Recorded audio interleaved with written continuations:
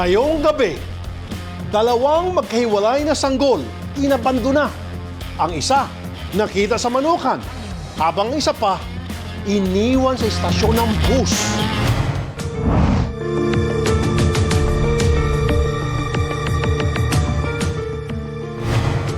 Isang binatilyo patay matapos pagtulungan at bugbugin sa Maynila. SK Kagawad, kabilang sa dalawang sospek.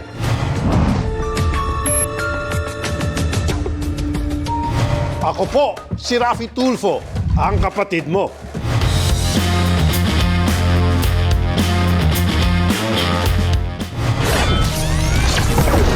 Ang mga sanggol, biyaya mula sa may kapal.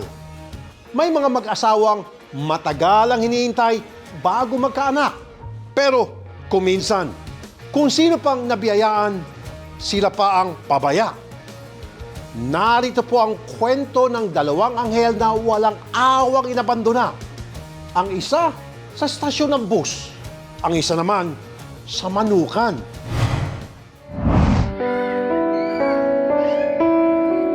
May tuturing na isa sa pinakamagandang biyaya sa isang mag-asawa ang pagkakaroon ng sariling anak. Kaya naman, karamihan sa mga magulang, ni ayaw padapuan sa insekto ang kanilang supling. Habang lumalaki, todo bantay at alalay sa paglalaro at ayaw na ayaw masasaktan o masusugatan ang mga bata. Kung pwede nga lamang, 24/7 bantayan ng mga bata, ginawa na mapagmahal ng mga magulang. Alcohol po rin. Ayan, alcohol po rin. Inulan ng samut-saring komento at mabilis na nag-viral ang video ng isang bagong silang na sanggol na ito na iniwan sa isang Manukan sa barangay Subic, ibaba sa bayan ng Agoncillo, Batangas. Sa kwento ni Marilo de Leon, may-ari ng Manukan at mismong nakakita sa sanggol, laking gulat daw niya na makakita ng bata sa kanilang Manukan. Noong pong October 9, pagitan ng 6:30 pataas, ako po ay may umorder po sa akin dalawang buhay na manok, 45 days. Pumunta po ako sa Manukan ko para kumuha ng manok at titimbangin. Pag-akyat ko po sa patatlong step ng hagdan ng Manukan ko, minakita po ay nagulat po ako at biglang may gumalaw na sako, yung pala po bata. Abot-abot din ang kaba at pag-aalala niya dahil sa posibilidad na nasaktan niya ang bata. Baka raw kasi natapakan niya pa ito habang paakyat ng hagdanan ng kanyang Manukan. Talagang nashock po ako. Dahil malaking pagsisisi ko kung nayapakan ko yung bata, wala rin po naman akong alam eh. Ay, wala rin mong alam na ilalagay niya dyan ng bata. Ang sabi ko nga po, magaling po, tsaka ng mister ko, magaling pa siya tumuktok na sa pinto namin at binigay na lang sa amin para hindi na, kung gusto niyang siya isekreto, isesekret na lang namin kung sino siya para naalagaan na lang namin ng bata. Sa gulat ni Marilo, hindi raw niya nagawang hawakan ng sanggol at sa halip ay mabilis na tinawag ang kanyang mister para kunin ang bata sa kanilang Manukan. Nagulat ako at ako nagtatakbo, tinawagan ko po itong isang asawa ko. Hindi sumunod po yung anak ko pong dalaga at siya po yung nakakita na nasa may hagdanan po, tapat ng hagdanan yung bata. Tapos kinuha po ng asawa ko at dinala po doon sa aming may bahay. Dito na rin nila nadiskubre na ang naturang sanggol, maliban sa nakakabit pang pusod, ay sinimulan na ring papakin ng mga insekto sa Manukan. Nakita po niyo may pusod pa po yung sa leeg nakapulupot. Inalis po niya ang pusod, nakita niya may uod, nilinis po niya. May uod pa po, may mga kagat-kagat po rin ng konti. Sa lagay ng sanggol, duda ni Marilo na hindi ito bagong panganak ng mismong araw na natagpuan nila ito sa kanilang bakuran. Dry na po yung pusod, mabaho na po. May amoy na yung pusod ng bata. Nabigla man sa kanyang nadiskubre, agaran pa rin nakahingi ng tulong si Marilo at naitawag agad sa kinaukulan ang tungkol sa sanggol. Tumakbo na po ako sa kapitbahay namin pong dating nanunungkulan para humingi ng tulong, para ipaalam niya sa mga kinaukulan. Mabilis din nilang tinugunan ang pangangailangan ng walang muwang na anghel. Sa taranta ko talaga, bumili akong gatas, talagang binili ng diaper, hanap ng damit na susuotin, and dami ho din naman nagbigay. Isinama kami ni Marilo kung saan niya mismo natagpuan ang sanggol. Pagdating ko po dito, may sakong nakatupi. Tapos, Pag last hakbang ko na po, biglang gumalaw itong si Sako. Yung pala po, nakita ko, ay bata, sumigaw na po ako. Then tatakbo po akong pababa. Itinuro rin niya sa amin kung saan nakunan na nililinisan ng sanggol. Yeah, dito po nilinisan ni mister ko yung baby. Dito po siya nakabalot. Ito po yung pinagbalutan ni baby. Ito po yung eco bag na pinagbalutan ni baby. Ito po yung t-shirt. Parehas po dito nakabalot. Paniniwala ni Marilo, posibleng hindi nila kababayan ang umiwan sa sanggol. Ayon sa kanya, responsable ang mga residente ng Subic ibaba sa kanilang mga anak. Wala po akong ideya kung sino po talaga dahil ang alam ko po talaga dito, yung mga buntis po talaga po, nakarecord po lahat sa mga BHW. Tsaka po kahit po sila yung mga bata nag-aasawa, sila po na may pinanagutan at kanila pong inaalagaan yung kanilang mga nagiging anak. Mabilis na napamahal si Marilo at maging ang kanyang asawa sa naturang sanggol. Dahil kung bibigyan ng pagkakataon, gusto raw nilang ampunin ng bata. Lalo pat ang dalawa nilang anak, dalaga at binata na. Nila ay premature yung baby at mukhang matagal nang naianak. Tapos na-confirm po nila na October 7 pa po raw pinanganak yung baby dahil premature po daw. Ang pamahalang lokal ng Agoncillo sa lalawigan ng Batangas nagtulong-tulong sa pag-aalaga sa sanggol. Kahit pa ang malaking bahagi ng munisipyo, hindi pa nakakabangon mula sa hagupit ng mga nakaraang bagyo. Pagkalabas po niya noong October 21 ay ako po ang nag-alaga at nagtutulong-tulong po ang mga taga-LGU na siya po ay aming alagaan. Especially po ngayon dahil may pinagdadaanan po ang Agoncillo dahil po sa Bagyong Christine.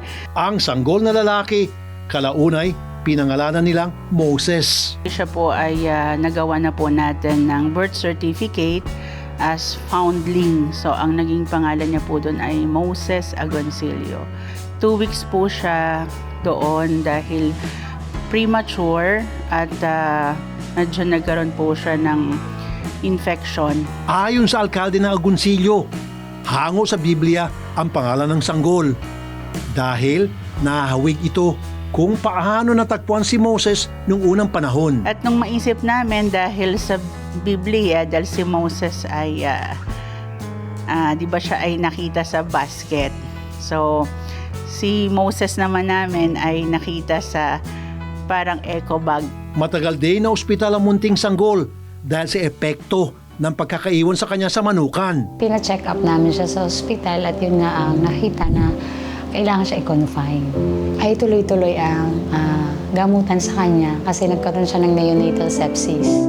Kahit abala at maraming trabaho, sinisiguro raw nilang may mag-aalaga kay baby Moses simula umaga hanggang gabi. Matagal naman siya sa ospital. So, ang nangyari doon, isa pa ngayon, kami nagjo-duty sa ospital.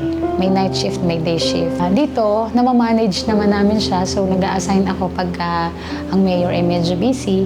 At kasi sa kanya namin, sa amin lang sa araw. Pagka talagang ang mayor ay wala, sa amin dinadala. At meron akong ina-assign na isang tao na nagpapaligo. Tapos, nag-aalaga pag nandito. And then, yun nga, pagka gabi ay dinadala na ulit kay Mayor. Masaya rin nilang ibinalita na daan-daan na raw ang nagpapalista at gusto magampon kay baby Moses. Ayon sa hepe ng Municipal Social Welfare and Development Office o MSWDO na si Jocelyn Cortez, kailangang sundin ng legal at tamang proseso ng mga nais magampon kay baby Moses. Kailangan nila pong umattend ng adoption forum. Ito po yung online forum sa RACO. So, pwede silang mag-register doon.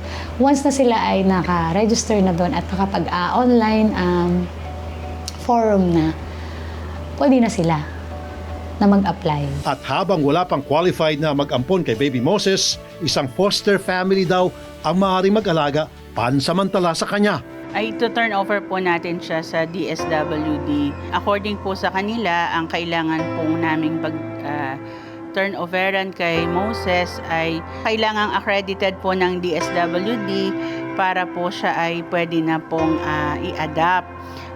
Pero meantime, habang hindi po siya na-adapt, ay ipapaalaga po siya sa foster family. Gusto man nilang panagutin o alamin man lang ang dahilan ng pag-iwan kay Baby Moses, wala pa raw lead ang lokal na pamahalaan kung sino ang posibleng magulang ng sanggol. Bumalik kami sa pinangyarihan. And then, tinignan namin yung mga bahayan doon na malalapit, kung sino may nakita. Yun nga po, chinek din yung mga CCTV na nasa establishment, kaso nga ay hindi siya hagip ng CCTV. Gaano nga ba kahanda mga lokal na pamahalaan pagdating sa usapin ukol sa mga inabandonang bata o sanggol? At ano nga ba ang parusa sa mga irresponsableng magulang na basta na lamang iniiwan ng mga anak? Magbabalik pa ang kapatid mo. Mahigit 1 buwan na ang nakalipas nang matagpuan ng isang sanggol na lalaki sa isang manukan sa Agoncillo, Batangas. Tuyo na ang pusod nitong nakapulupot sa kanyang liig at tila pinagpiestahan na rin ng mga insekto.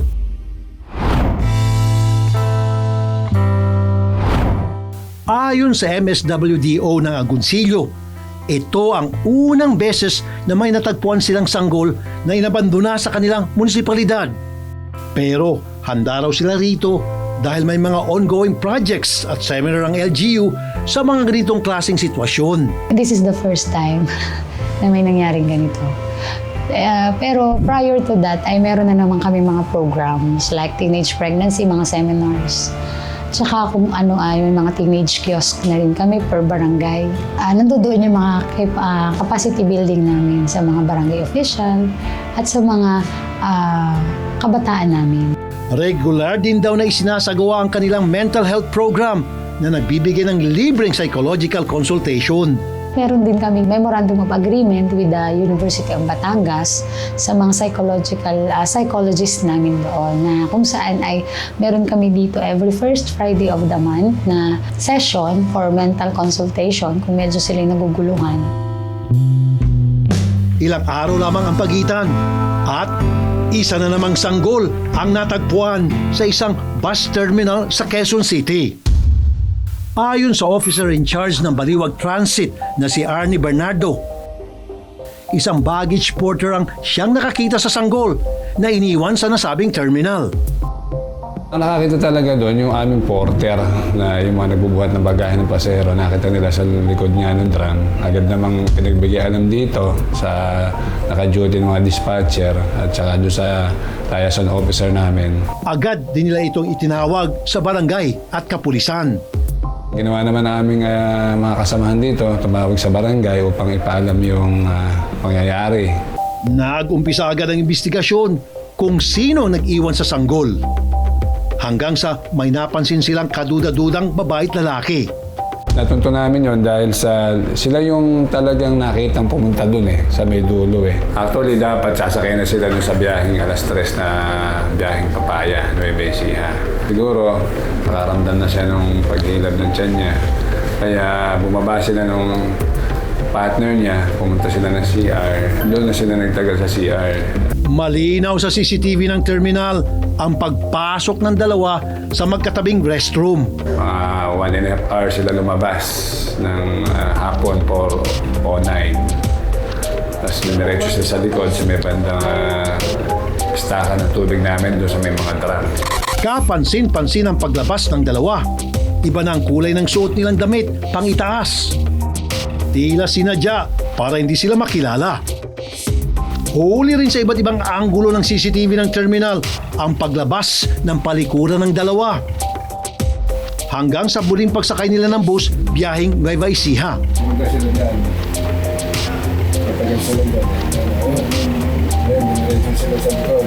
Nilagay yung bata sa mga alam mo kasi sila yan. Sila puntang pinaraan dyan sa isip niya. Ako yung babae. Oo, malakas yung babae. Sa kasamang palad, wala ng buhay ang kawawang sanggol nang matagpuan ng mga empleyado ng terminal. Buhay pa po ba yung baby? Wala na nung nakita nila . Nakita yung baby na wala ng buhay, pinagbigay alam dito nung nakakita na porter.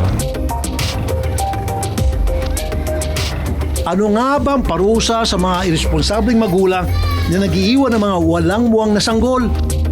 Malalaman natin yan sa pagbabalik ng Kapatid Mo. Sa loob lamang ng 1 buwan, Dalawang mga anghel ang inabandona ng kani-kanilang mga magulang. Nagpapagaling ngayon sa pangangalaga ng lokal na pamahalaan ng Agoncillo si Baby Moses. Habang ang sanggol na iniwan sa Baliwag Terminal sa Quezon City, inilibing na. Kasalukuyan nakakulong ngayon sa Camp Karingal ang lalaking nahuli sa CCTV. Na umaming ama ng naiwang sanggol sa terminal ng Baliwag Transit. Yung ama ng sanggol ngayon nakakulong sa SIDU, naghihintay po ng hearing. Sumampa po yung kasong infanticide po yun. Kasi ang namatay na sanggol. Habang ang babaeng nagluwal sa bata, napag-alaman naming minor de edad pala. Nasa pangalaga po siya ng SSPD sa QC sa Mulabi po, na kung saan nagkakaroon po tinatawag na examination regarding sa discernment niya, ma'am. At pag napatunayan na sa tamang pag-iisip siya, although minor siya, ma'am, sasampahan din siya ng kaso na katulad dun sa lalaki. Ayon sa datos ng Commission on Population Development o CPD, age 10 to 19, no, mataas talaga ang ating pregnancy rates, no, from at live births, yung mga nanganak na, from more than 136,000 in 2021, naging more than 150,000 in 2022. Yung medyo alarming talaga yung under age 15 or 10 to 14, no, mataas yung pagdami nito, from more than 2,000 in 2021 to more than 3,000 in 2022. Kaya naman, ang kanilang ahensya nakatutok umano sa pagpapalawak ng kaalaman di lamang sa mga kabataan, ngunit maging sa kanilang mga magulang.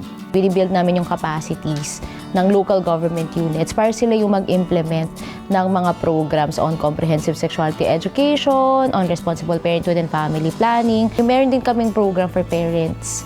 No, yung mga parents talaga natin, dapat sila yung unang source ng information about sex and sexuality. Nakakalungkot isipin na ang ating mga Pilipino, na mga kabataan, ang kanilang sources of information ay social media. Kaya naman, paalala ng CPD, maging mapagmatsyag sa mga posible pang pang-abuso at maging bukas sa impormasyon patungkol sa sex education. So ang payo ko sa ating mga kabataan, no, protect yourselves. It could start as early as good touch, bad touch. Kapag ka nafe-feel mo na nababiolate yung personal boundaries mo, ang core message namin, run and tell. At bago pa mangyari ang abuse, dapat alam mo na yung mga signs. Merong policy ang DepEd ng Comprehensive Sexuality Education na i-integrate sa curriculum. At para naman sa mga magulang o mag-asawang hindi pa handang magkaanak, nagpaalala rin ang CPD na maraming paraan para sa matagumpay na family planning. Sa ating mga mag-asawa, no, pag-usapan ninyo, ang aming core message ay usap tayo sa family planning, pag-usapan ninyo talaga. No, marami namang methods no, na available. Libre ito sa mga health center. At saka para sa mga lalaki, no, pwede kayo magpa-vasectomy para yung mga kayo naman, no, kasi mga misis niyo yung nanganganak, so kayo naman ang magpa-vasectomy. Hindi po ito pagkakapon, napakadali lang nito.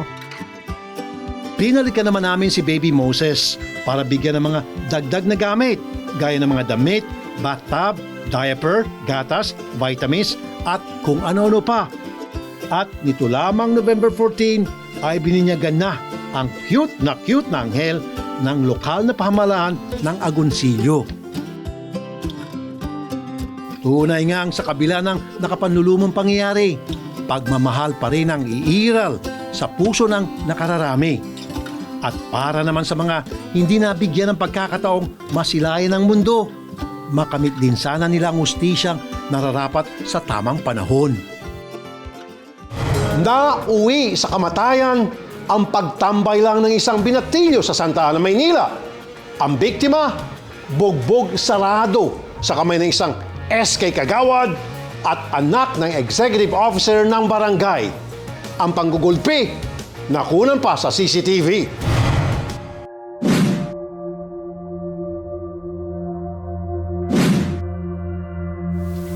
Kapag usapang kapakanan at karapatan ng mga kabataan sa isang barangay, ang Sangguniang Kabataan o ang SK ang takbuhan.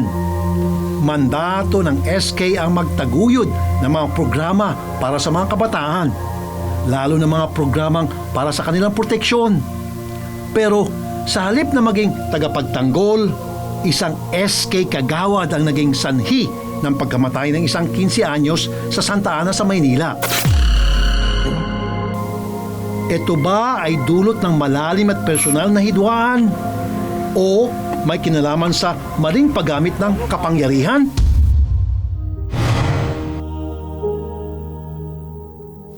Nitong October 25, isang pangyayaring nagsimula lang sa isang simpleng lakad ang nauwi sa hindi malilimutang karahasan.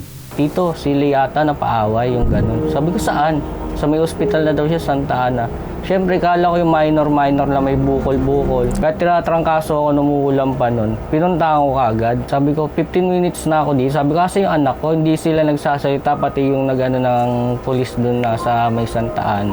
Sabi ko, mukha na akong tanga dito, asan po ba? Tapos sabi niya na, dead on arrival daw yung pumunta dito. Ikaw pa ba makakapagsalita ka? Napaiyak na lang talaga ako. Tapos sabay yun, tinawagan ko na yung lola niya.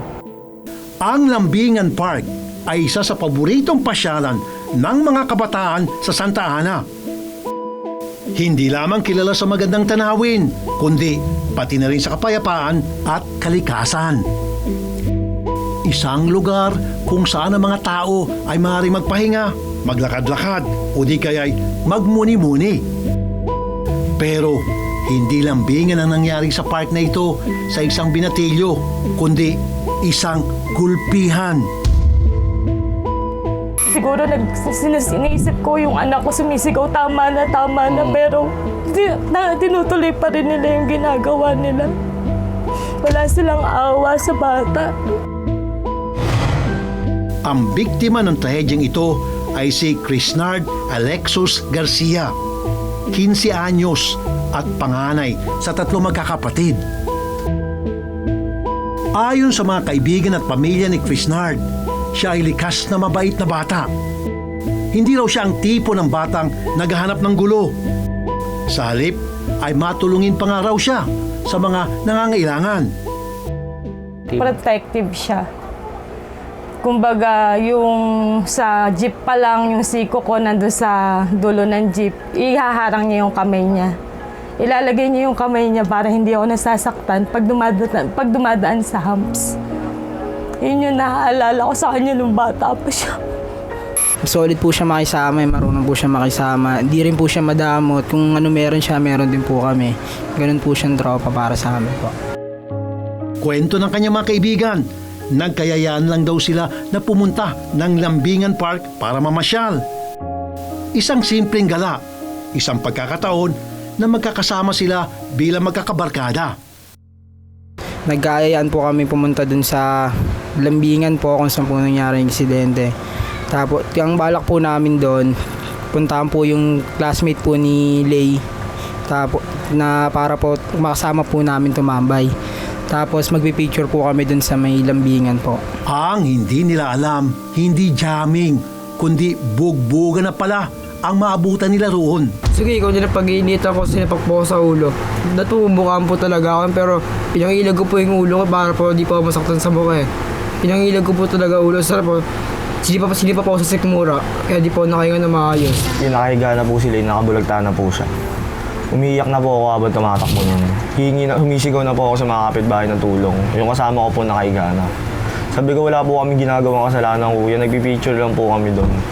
Tapos kada kanto po na tinatakbuhan ko, inihila po ako ng mga tagay. Ang pinakaano ko na lang po, sinasalag ko po yung mga kamay nila para po makatakbo ako. Kasi alam ko po pag naabutan po ako ni Jimwell, pati po ako papag-initan nun. Baka po pati ako mag-blackout din po yung paningin dahil po sa pagsuntok. Kasi nung nahawakan na, doon na po ako nakatakbo hanggang Petron. Doon na po ako humingi ng tulong sa barker po ng jeep. Akala ko po tutulungan po ako, pero nakitulong din po siya sa pagbugbog sa akin. Doon na po ako sinakal. Pagsakal na po sa akin, di na po ako nakahinga. Hanggang sa sinuntok na ako ng Jimwell po sa ulo. Pag suntok po sa akin sa ulo, doon na po ako tumumba, di na po ako nakapalag. Ang mga sospek, isang 24 years old na SK kagawad na si Ireneo Cardanio III o mas kilala bilang si Jimuel at ang 18 years old na si Mark Jorel Trinidad o MJ na anak pa naman ng isang barangay official. Sa CCTV footage mula sa barangay, makikita ang mga sospek na walang pakundangang nag-amok. Ang sitwasyon ay mabilis na nauwi sa takbuhan at bugbugan. Ang mga kabataang magkakasama sa isang simpleng araw ng kasiyahan ay biglang naging biktima ng karumaldumal na krimen. Kung makikita po sa CCTV footage, dyan po, gumanon. Yung iba po, gumanon. Dalawa po yan. Gumanon. Para awatin yung suspect na dalawa. Pag-awat po, ikot sila dito. Sakto, andito po yung victim. Dito po sila nagkatagpo. Mabilis po yung pangyayari. Wala pong pormahan na naganap. Bigla pong sinugod nung SK Kagawad at sumunod yung anak na EXO. Pag portion dito, pagsapak, takbuhan agad. Takbuhan. Kaya yung isang tanod namin, sobrang bilis ng pangyayari, sobrang sugod, sobrang bilis ng takbo, hindi po naabutan. Naabutan po, dito na. Sa portion na to kung saan naganap yung krimen. Ang Lambingan Park na kadalasang sumasalamin sa kasiyahan, ngayon ay naging saksi sa isang malupit na karahasan. Ngunit ano nga bang naging punot dulo ng gulo? At ano kaya ang kahinatnan ng mga biktima? Magbabalik pa ang kapatid mo. Ayon sa investigasyon na isinagawa ng barangay, nag-ugat ang insidente ng bastusin daw ng grupo ni Chrisnard ang girlfriend ni Jimuel na si Mary Jane. Ayon sa salaysay ni Jimuel sa mga otoridad, nakarinig daw si Mary Jane ng isang sigaw habang naglalakad bago mangyaring bugbugan. Ayon po doon sa suspect na SK Kagawad, ayon po doon, parang may narinig po daw siyang sigaw. Nasa isip niya is binabastos yung kasama niya o syota niya, girlfriend. Ayon po sa kanya yon. Nung nakausap ko nang po yung mga kabataan, na grupo ng kabataan, 15 years old, 13, 14, nag-video shoot sila, parang picture-picture sa dike side. Ayun lang po, bukod doon is wala naman po silang ginawang masama o against po doon sa kasama ng SK Kagawad. Ang kwentong ito, hindi rin pinaniwalaan ng pamilya at mga opisyal ng barangay. May point din naman po talaga yung kabataan na yun. Kasi po, unang-una dayo po sila. Nagbi-video shoot para mambastos po sila. Tingin ko po malabo po eh. Malabo po gawin talaga. Ayon po sa pag-aaral, kanya-kanya po tayong pag-aaral. Malabo po. Tingin ko po kaya nakakagulat kung ano yung pumasok doon sa tuktok ng SK Kagawad na yon. Bakit niya naisip yung paghihinala? Unang-una, taga dito siya. Anong purpose? Nagpasikat ba siya? Tingin ko yun eh. Yun ang nakikita ko eh. Tingin ko talaga. May kasama akong girlfriend. Nagpasikat ako. Bubulyawan ko to. Papasikat ako. Tingin ko yun.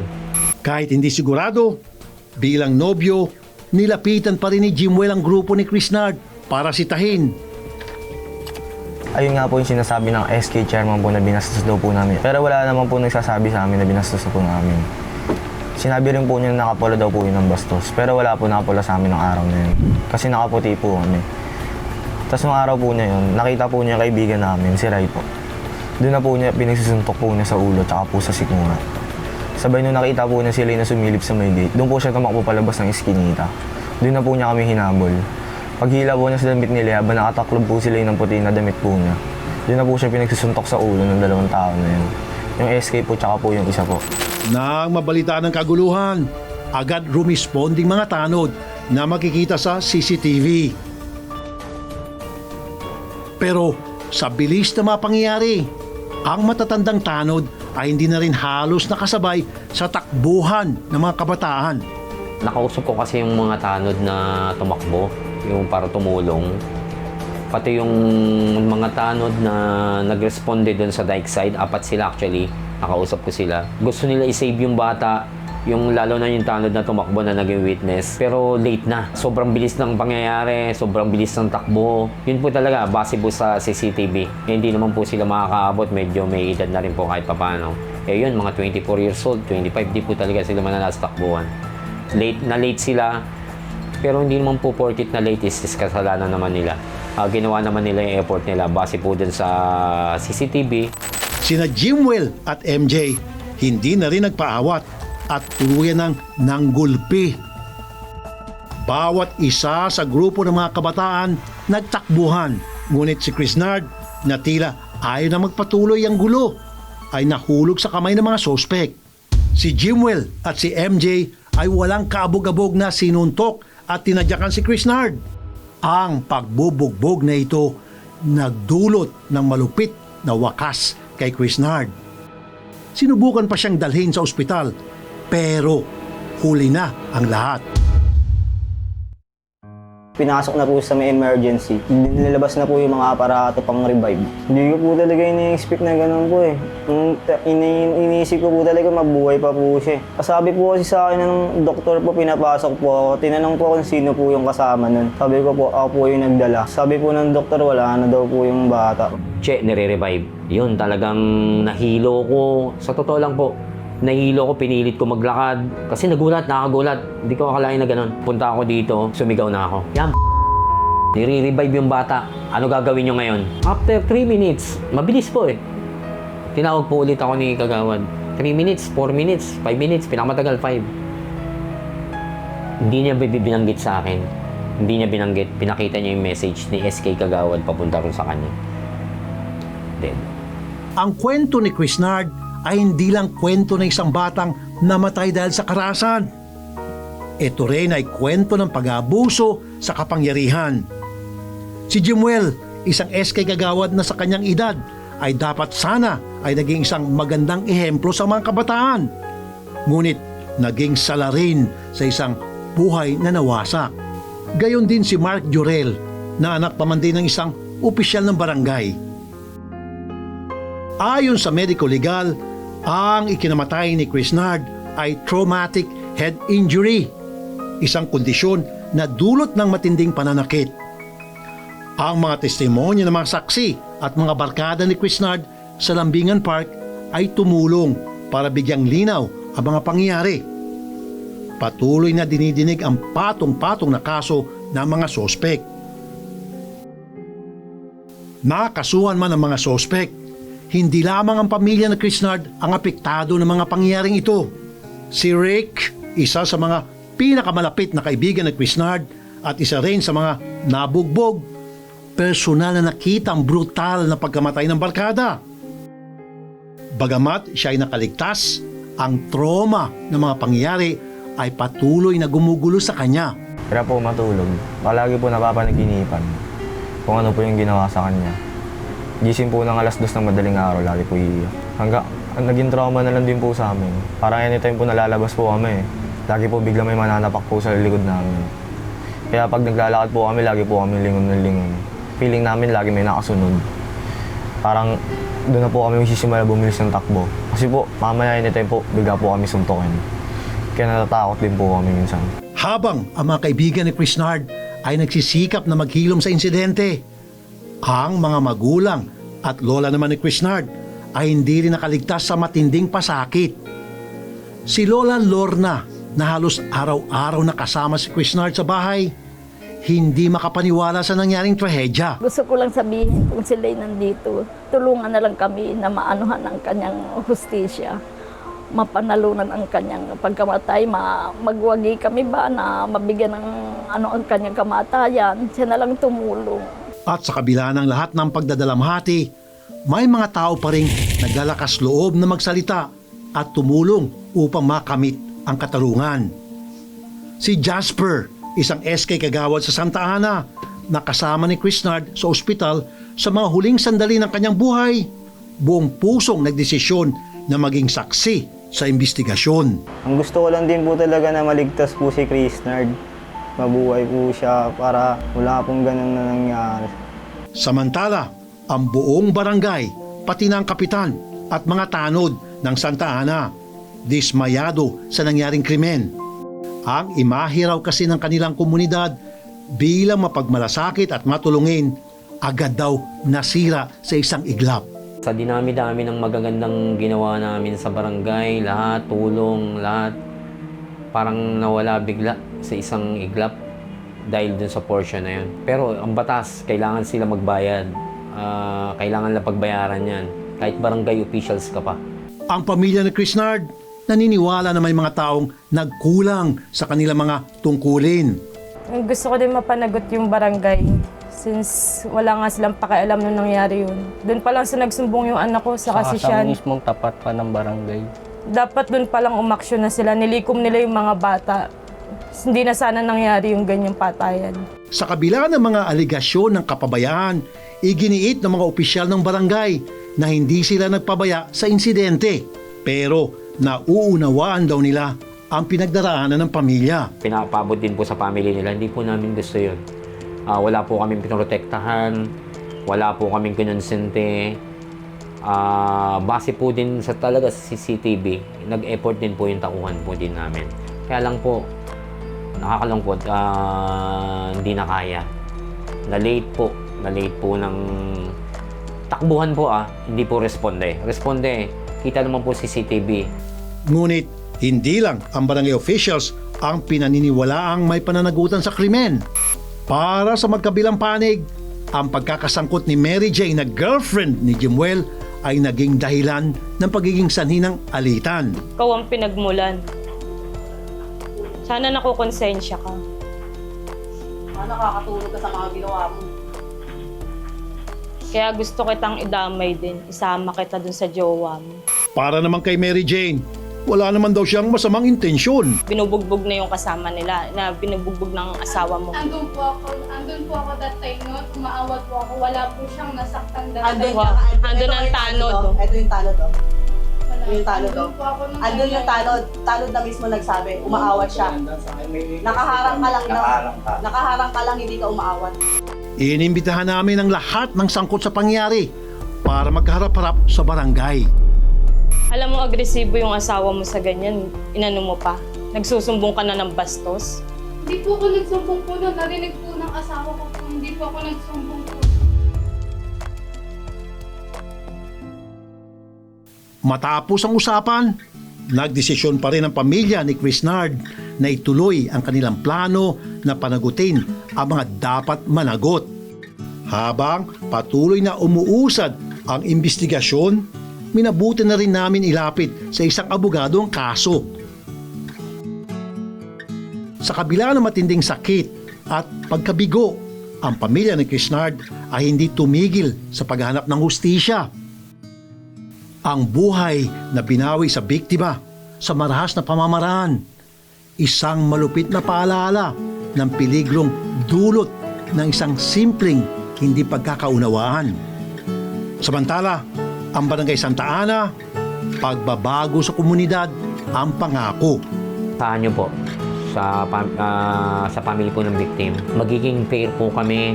Yung witness, magiging fair po yan. Ang pang-abuso sa kapangyarihan ay nagdudulot ng paglabag sa mga karapatan at dignidad ng mga tao.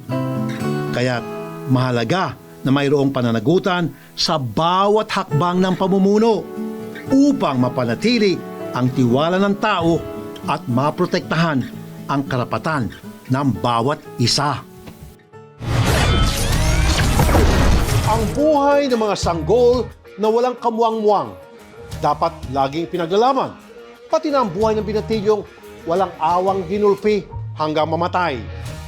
Sa amin pong programa, dalangin namin na sana ang bawat isa magbibigay ng respeto, dignidad at higit sa lahat, pagmamahal sa kapwa. Hanggang sa muli, ako po si Rafi Tulfo, ang kapatid mo.